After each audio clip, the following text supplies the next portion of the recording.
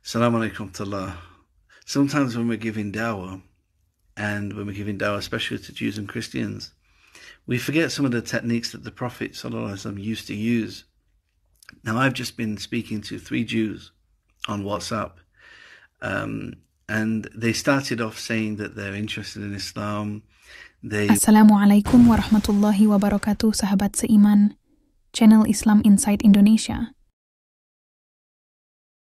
John Fontaine, seorang penyanyi jazz dan penggemar setia klub sepak bola Manchester United, memiliki kisah menarik perihal perjalanan spiritualnya yang memutuskan menjadi mualaf. Pria asal kota Manchester ini mengalami keraguan pada agama lamanya sejak usia yang sangat muda, yaitu saat dia diminta menuliskan lagu tentang Tuhan di sekolah keagamaannya pada usia 7 tahun. John dengan tekun menciptakan lagu bertema Tuhan, namun kejadian mengejutkan terjadi ketika seorang pemuka mengubah liriknya. Dia merasa sosok yang ada di liriknya bukanlah Tuhan, melainkan utusan Tuhan. Peristiwa ini menjadi titik awal keraguannya terhadap agama lamanya. John Fontaine berkata, "Hal itu menyadarkanku, di mana aku tidak yakin dengan agama ini.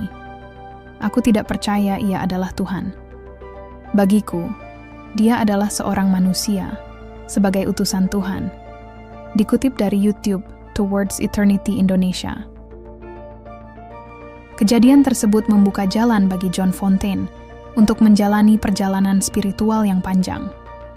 Proses pencarian makna hidup dan kebenaran akhirnya membawanya memutuskan untuk memeluk Islam. Kisahnya memberikan inspirasi tentang keberanian untuk mempertanyakan keyakinan dan mengejar kebenaran spiritual yang sesungguhnya.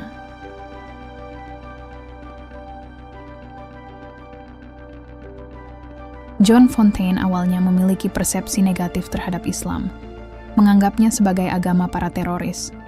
Pemikiran ini tumbuh setelah dia menyaksikan berita-berita tentang serangan 9/11 yang menimpa gedung World Trade Center. Media massa pada saat itu memberikan narasi yang merugikan terhadap umat Islam, menciptakan asosiasi negatif dalam pikiran John.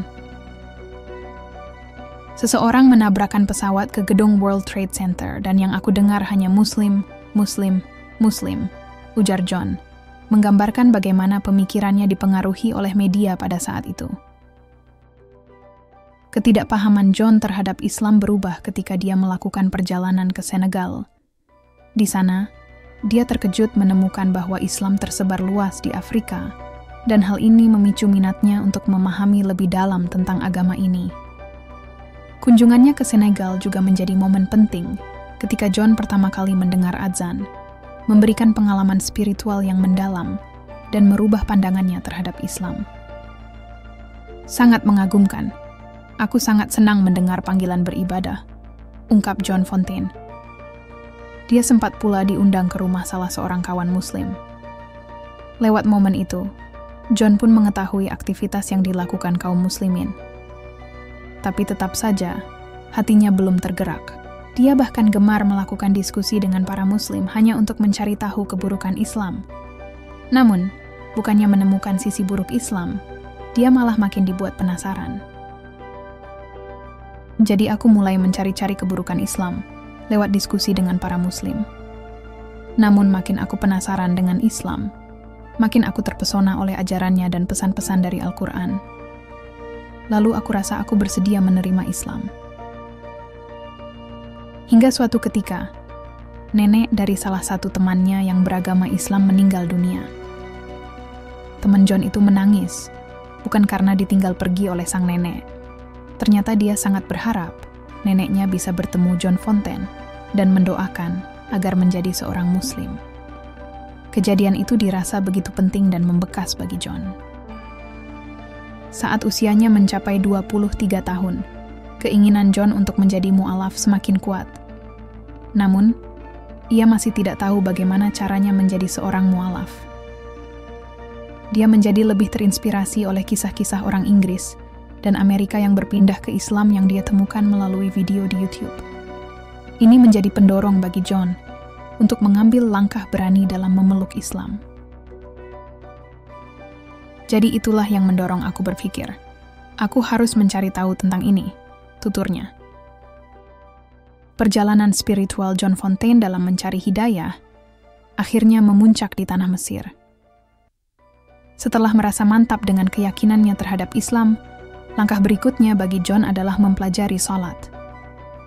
Namun, ketika ia meminta bantuan seorang teman untuk mengajarkannya, permintaannya ditolak dengan alasan bahwa John belum resmi memeluk Islam.